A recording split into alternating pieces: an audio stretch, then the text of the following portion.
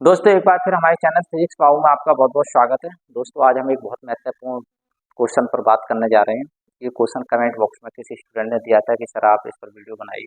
और क्वेश्चन क्या है? क्वेश्चन ये है कि हाइड्रोजन परमाणु की त्रिज्या बोर मॉडल के आधार पर निकालिए और ये भी बताइए कि जितनी भी स्थायी कक्षाएं होती हैं उनकी त्रिज्याएं किस तरह से मुख्य क्वांटम संख्या पर निर्भर करती है। ठीक है, तो आज हम इसी टॉपिक पर बात करने जा रहे हैं और हम टॉपिक बनाते हैं बोर की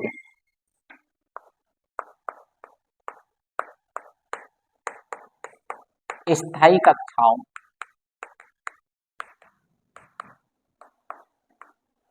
की त्रिज्या। ठीक है, और इसी में और बना लेते हैं, थोड़ा सा हम इसे आगे बढ़ाएंगे तो इसमें ये क्वेश्चन भी बन जाता है। बस क्वेश्चन कई बनते हैं, मैं सब पे बात करूंगा, परंतु एक और करना। हाइड्रोजन परमाणु की प्रथम कक्षा की त्रिज्या। ठीक है, तो हम हाइड्रोजन जैसे किसी परमाणु को लेकर चलेंगे। ठीक है, और उसकी जो स्थायी कक्षा होगी उसकी त्रिज्या हम ज्ञात करना चाहेंगे। तो हमने मान लिया कि कोई परमाणु है हमारे पास और उसका परमाणु क्रमांक कितना है? जेड है। तो जब परमाणु क्रमांक किसी का जेड है तो उसके नाभिक में कितना आवेश हो जाएगा? प्लस जेड ही हो जाएगा। और इसके चारों तरफ स्मॉल आर रेडियस की किसी कक्षा में कोई एक इलेक्ट्रॉन घूम रहा है। ये कोई इलेक्ट्रॉन घूम रहा है और इलेक्ट्रॉन कितनी वेलोसिटी से घूम रहा है? बी। और मास कितना है इसमें? स्मॉल एम मास का कोई इलेक्ट्रॉन इस नाभिक के चारों तरफ। ठीक है, तो एक लाइन लिख देते हैं और उसी से हम बनाना चाहेंगे। माना किसी का परमाणु क्रमांक जेड है, और याद रखना ये परमाणु कैसा होगा? हाइड्रोजन की तरह परमाणु होगा, हाइड्रोजन सादृश परमाणु होगा ये। माना किसी परमाणु का परमाणु क्रमांक कितना है? जेड है। तो इसकी नाभिक पर आवेश कितना होगा बताओ भाई? प्लस जेड ही होगा। नाभिक के चारों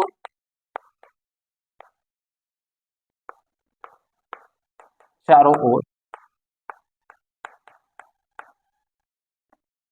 कोई इलेक्ट्रॉन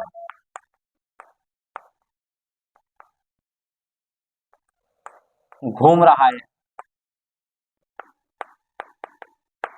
और आप लोग सब जने जानते हैं जब कोई भी चीज वृत्ताकार पथ पर घूम रही है तो उसके लिए कौन से बल की जरूरत होगी? अभिकर्ण बल की। और अभिकर्ण बल कहाँ से मिलेगा? किसी आकर्षण बल से। यहाँ पे आकर्षण बल कौन है? स्थिर वैद्युत आकर्षण बल है। समझ में आई? तो यहाँ बनाते हैं, तो हम एक लाइन लिख दें भाई, अभिकेंद्र बल कितना हो जाएगा? mv²/r। ये और ये बल मिलेगा कहाँ से? इन दोनों के बीच में जो आकर्षण बल लग रहा होगा, स्थिर वैद्युत आकर्षण बल जो लग रहा होगा, स्थिर वैद्युत आकर्षण बल मतलब जो आवेश के कारण लगता है, तो कितना होगा बेटा? वो 1/4πε0, जैसे कूलामी बल भी कहते हैं। ठीक है, नॉट कितना हो जाएगा बताओ आप?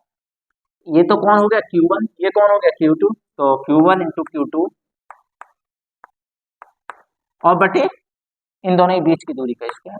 भाई हमेशा ध्यान रखना है कि यदि कोई भी चीज वृत्ताकार पथ पर चल रही है तो उसके लिए अभिकर्ण बल जरूर होगा। बिना अभिकर्ण बल के कोई भी चीज वृत्ताकार पथ पर गति नहीं कर सकती। अब वो अभिकर्ण बल मिलेगा कहाँ से? इससे कूलामी बल से, या इसे हम कहते हैं स्थिर वैद्युत आकर्षण बल। स्थिर वैद्युत आकर्षण बल, और वो उसका सूत्र क्या होता है? 1/4πε0 Q1 Q2/r²। बात समझ में आ गई? चलिए इसे सोल्व करते हैं और सोल्व करने के बाद r से एक r ये कट जाएगा, तो ये क्या बन गया भैया? mv² बराबर बन गया 1/4πε0 ZE²/r। सही है। अब हम बात कर रहे हैं बोहर के सिद्धांत से। बोहर के सिद्धांत से, बोहर का सिद्धांत क्या है भाई? बोलो, बोहर का सिद्धांत।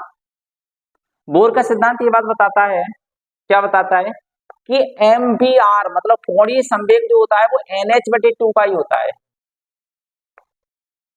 यदि R रेडियस की त्रिज्या में B वेग से कोई स्मॉल m द्रव्यमान का पार्टिकल गति कर रहा है तो उसका कोणीय संवेग जो है वो कितना होगा, NH/2 का ही होगा।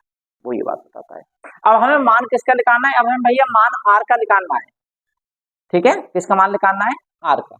तो अब R का जो हम मान निकालना चाह रहे हैं तो हम क्या काम करें कि हमारा उद्देश्य यहाँ से B को हटाना होगा। कैसे हटाना होगा, B को। तो भाई B कैसे हटेगा, B हटेगा ऐसे कि इसका हम स्क्वायर कर दें।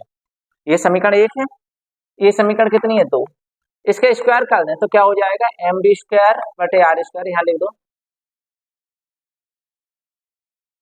वर्ग करने पर, स्क्वायर को हिंदी में क्या कहते हैं, वर्ग। वर्ग करने पर,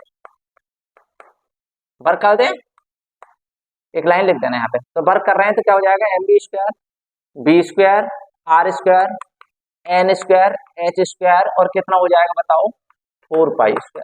यही तो हो जाएगा। एक बात और समझो, अब ये डायग्राम आपने ड्रॉ कर लिया होगा, इसे हम रफ कर देते हैं। अब इसे समीकरण कितनी बना दें हम, 3 बना दें।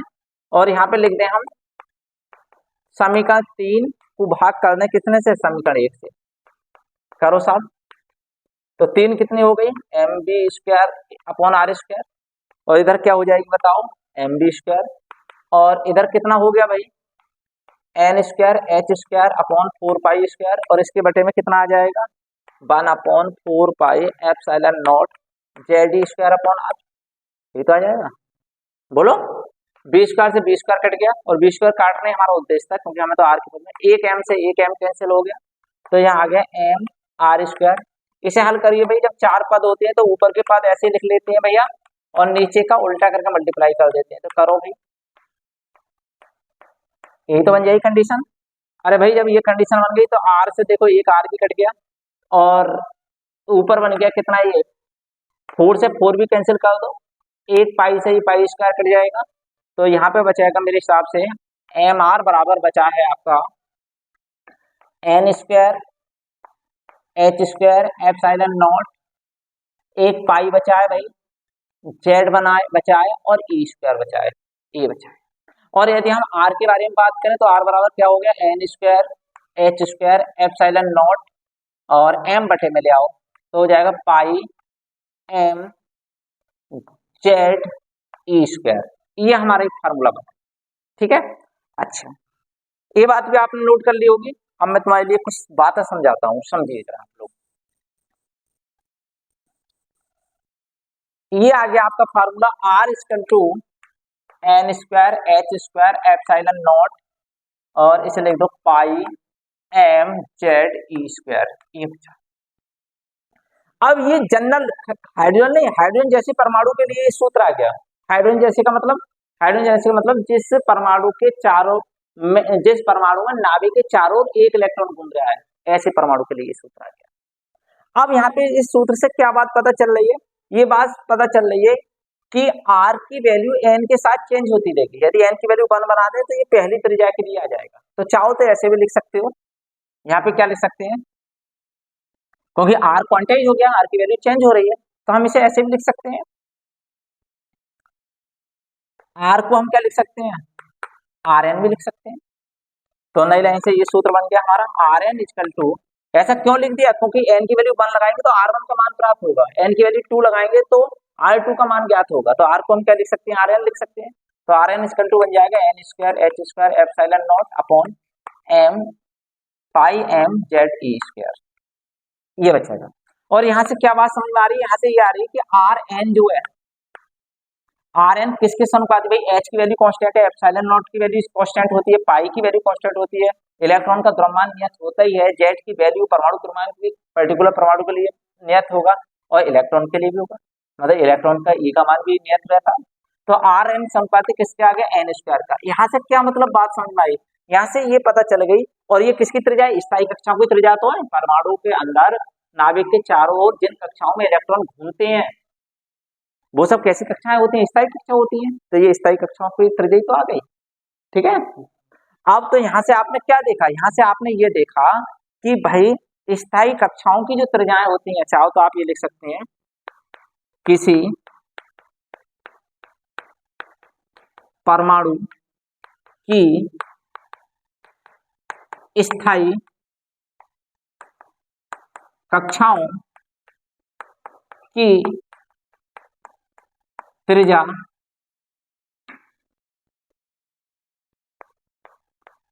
उसकी मुख्य क्वांटम संख्या के, n कौन होती है? मुख्य क्वांटम संख्या, मुख्य क्वांटम संख्या के वर्ग के, देखो घात 2 है, वर्ग के समानुपाती होती है। ये भी कभी कभी सिद्ध करने को आ जाती है ये चीज। चलो अभी हमें इससे और आगे बढ़ना है। एक बात और ध्यान रखना,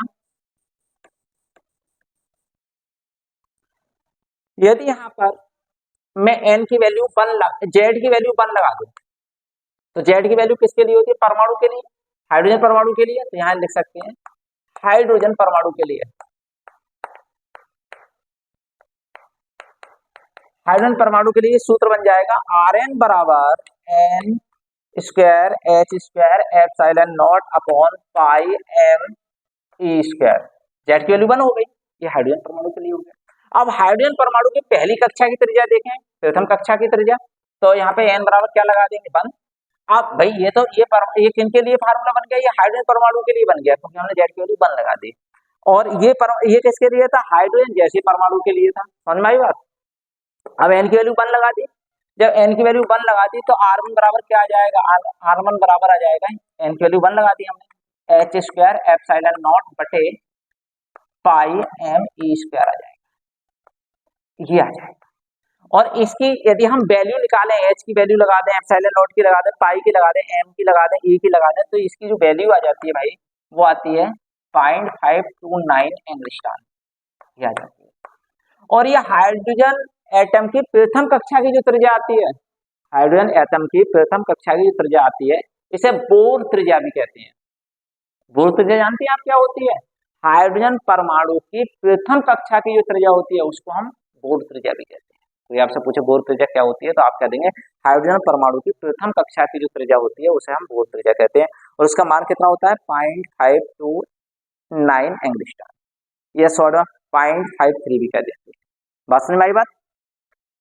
तो यही हमें सिद्ध करना था और यही हमें निकालना था, और मुझे लगता है कि मेरे सब बच्चों की ये बात समझ में आ जाएगी, और इसे 2-3 बार और पढ़ें तो और ज़्यादा समझ में आ जाएगी। कई क्वेश्चन इससे आते हैं, तो और न्यूमेरिकल वगैरह भी इससे आते हैं, तो आप लोग चाहें तो उन्हें कर सकते हैं। ठीक है, धन्यवाद।